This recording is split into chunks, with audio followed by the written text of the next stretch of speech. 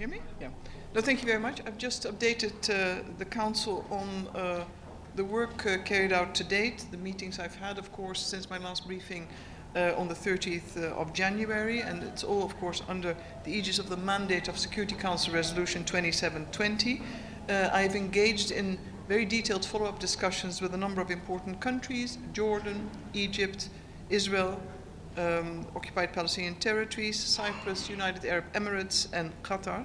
And in all meetings, and I think it's important to underline that, of course, I stress the importance of predictable and a massive increase and quality, but also volume when it comes to humanitarian assistance to the civilians in Gaza. Basically, my message to the Council was as well, we need to flood the market in Gaza with humanitarian goods, as well as re-energize the private sector so commercial goods can be entering in to really meet the needs of the civilians. And humanitarian assistance, and I've mentioned this before, is not an exercise in counting trucks. We need to know quality, relevance, we need to know it meets the needs, and, as I said, volume. And this is really the focus when it comes to the facilitation, expedition, acceleration of aid reaching Gaza. I've also spoken about the importance of the diversification of the supply routes. Via land, this remains the optimal solution. It's easier, it's faster, it's cheaper, particularly if we know that we need to sustain humanitarian assistance to Gazans for a long period of time. And of course, I've spoken to the importance of opening additional crossings. Aid should arrive via Ashdod, but also other crossings, not just Kerem Shalom. So that's very important. I've also addressed prospects that I see when it comes to an opening of what is called the Jordan land route, which offers the prospects of 100 trucks per day over 6 days of the week, which builds continuity as well as predictability, and it gives visibility over the type of assistance that would be coming to Gaza. Of course, we've spoken on airdrops, air. Some have called it sort of a drop in the ocean. I mean, I think airdrops are a symbol of support and a symbol of support for the civilians in Gaza. It's a testimony to our shared humanity, but it's a drop in the ocean. It's far from enough. It's important, it's additional, but it remains ultimately very modest. But it's a sign of support at times of profound crisis. Now, via sea, early on we've engaged through my mission with the government of Cyprus on the design and discussions of a maritime corridor. I'd like to commend also the government of Cyprus for their foresight, their inclusive planning, the way in which they've built a coalition of countries willing to exercise the building of this maritime corridor, both for humanitarian and commercial goods. In recent days, of course, you have heard, and I think you will hear more today or tomorrow, on a number of big countries joining and accelerating, or almost, I would say, fast-forwarding the establishment of a maritime corridor with a focus on humanitarian goods. I think this is very important, and it really falls under the aegis of this resolution 2720. But again, air or sea is not a substitute for what we need to see arrive at land. Last but not least, I've informed the Council on the detailed planning that's gone into the design of a mechanism under the resolution, which is really aimed at providing transparency, enabling the verification, the tracking, but also the acceleration of aid to arrive in Gaza. It's a technical exercise. I will not belabor all the details, but it's an important one because through a mechanism we support the international humanitarian family to get the aid to where it needs to be, which is inside Gaza, notwithstanding all the challenges when it comes to our collective ability to operate in very uncertain and unsafe conditions, given all the difficulties that the humanitarians have faced today. But one goal is there, to assist people and provide for their needs. Thank you. Let's start with Thank you very much, Ms. Kaag. Always nice to see you here. My question is, with the negotiations on a deal for a 6 week, at least, ceasefire and the release of some hostages having fallen apart and no talks underway, what actually can you achieve now in the prospect of an Israeli offensive in Gaza and continued heavy fighting? Thank you. I hear more an observation rather than a question, but I think I'm not quite sure if I'm in the position to judge your assumptions. Of course, I think the focus of the negotiators remains at trying to arrive at a deal.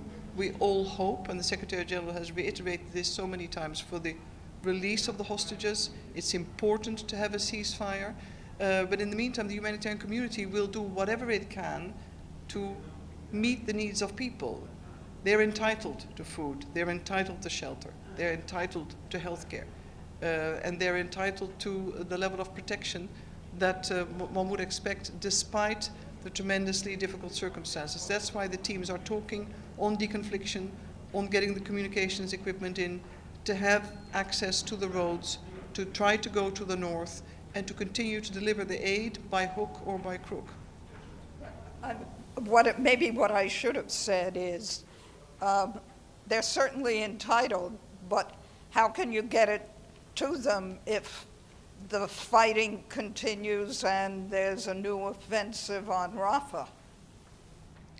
Well, the offensive hasn't happened yet, and I think it's been very clear from the side also of the UN that we are deeply, deeply concerned. And I think nobody knows how one could operate. But the fact that we have to always continue to try to exercise this duty of care, that's also a given. At the moment, we don't know what's going to happen in the coming days. What we are doing is just, that the country team has an emergency plan, response plan rather, in case of a humanitarian pause or a temporary ceasefire. But there's also extensive planning in case of a military onslaught. Either way, the UN needs to deliver with its partners. Okay, let's take one from here. Thank you. My name is Ibtisam Azim, Al Arabi Al Jadid newspaper. How frustrated are you given the fact that since your appointment that was supposed to bring more aid into Gaza, that the aid actually declined? Of course, has nothing to do with you, but rather with the Israeli government and maybe other issues. If you could say something to that. And did you talk also in the Security Council about the issue of the port that the Americans announced? Do you have any position on that? Thank you. Yes. Well, I haven't seen the final formal announcement yet. I've seen press flurries, so to speak. I think we're still waiting for the formal announcement. I think I just mentioned, and I've done that in the Council, that from the outset I have welcomed the maritime corridor, the initiative, the Almatia plan as developed then by Cyprus. Now I think there's been a bigger coalition. We understand that the Americans will be joining that, and indeed maybe building a temporary port to Gaza with a view to provide for that much urgent humanitarian assistance and the scale up that's needed, particularly to reach the north. We welcome this. At the same time, I cannot but repeat, air and sea is not a substitute for land, and nobody says otherwise. The additionality, however, at this critical juncture will be very important. Now, how frustrated am I? I think I don't have the luxury, actually. I've taken on this near impossible assignment because I believe it's a moral imperative for all of us. We have to do the utmost against all the possible obstacles and the challenges on the way. It's our duty. So I don't have time, and it's a privilege to be frustrated. I think all of us see the images day in, day out. We work for innocent civilians. No frustration, just keep at it. Very strong determination, that's all I can say. Okay, let's go here and then we'll go back to the side. Amélie. Hi, thank you. Amélie Botelier from AFP News Agency. Israel is primarily blaming the UN for the aid not getting into Gaza, to the people in Gaza. According to your assessment, what are the main obstacles preventing the aid actually going to the people in Gaza? Yeah. Well, of course, if you look at the situation before the 7th of October, we can all do the math. What went into Gaza then, humanitarian and commercial, is very different what we were able to get in now. We need more crossings. So if everything goes through 1 or 2 crossings, it's harder to process. Verification and checking takes time. There are cumbersome processes. Equally so, when fighting continues, when people are desperate, when the social fabric is torn down and lawlessness is on the rise, it gets harder and harder for us on the other side, once it's been checked and verified, to receive and distribute safely. You also know that a number of the so-called, I believe, people in blue, the de facto police that used to accompany some of the convoys, have no longer been in a position to do so. Deconfliction at the moment has just not been working, despite best efforts and daily negotiations and talks and legitimate expectations. So it's a whole chain of events and decisions or measures that really need to be in place, and we are very clear in our conversations and discussions, and I have been in the Council as to what we expect in order for aid when it arrives to be received as well as distributed. But the more desperate people are, the more they will seek recourse to take the aid by hook or by crook, and nobody can blame them. But we need to flood the market, and that requires a huge effort by all and strong cooperation to achieve this. Okay, we'll take Zira. Last question. So you mentioned the land crossings. What are the obstacles? If you can elaborate a little bit more about the obstacles facing opening more land crossings, and if you can also elaborate on the importance for increasing the commercial goods, and how could that happen actually? Yeah. Well, at the moment the focus is primarily on humanitarian goods. There is a desire to revitalize and try to get the private sector to be operational again in Gaza, but you also need commercial goods to be entering. At the moment it hasn't happened yet. For that you need different procedures, you need easier verification, you need more crossings. You know, if everything goes through 1 crossing or 2, we cannot expect miracles, particularly when the situation is very difficult inside Gaza, militarily, but also broader safety and security. At the moment, the Israeli cabinet has not taken a decision to open additional crossings. It's fairly factual, and we need more of those.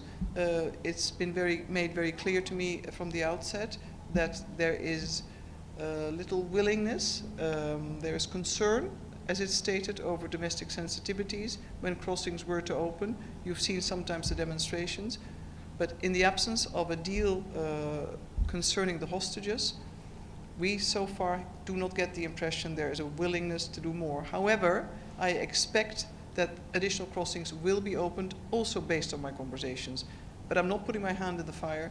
We'll keep up in our conversations to urge this, because the goal, also in line with the resolution, is that aid needs to reach Gaza in volume, the right time, the right quality. And we only have to look at the situation inside the Strip, reports on famine, severe malnutrition of young children and others, to know that these alarm bells have been sounding for quite some time. Yeah? Okay, sorry, I've got to catch a plane. Yes, Stefano Vaccara, Voce di New York. Madam, if maybe, who knows, but maybe some mothers there in Gaza at the moment with children that they can't feed, that they are starving, maybe somehow, some way will be able to watch you in this moment talking from New York. What you would say then, that in this moment, or maybe in an hour from now, tomorrow, will be able to watch you here, what is your message for them, for those mothers? I don't think we have words when people are suffering to that extent. I think the only thing they can expect from us is that we work 24/7. But if you're in such dire straits, I don't think you're looking at news from New York, with all due respect. You're trying to survive, and you're trying to find food for your children. That's what a mother does. Thank you. Thank you so much. Thank you.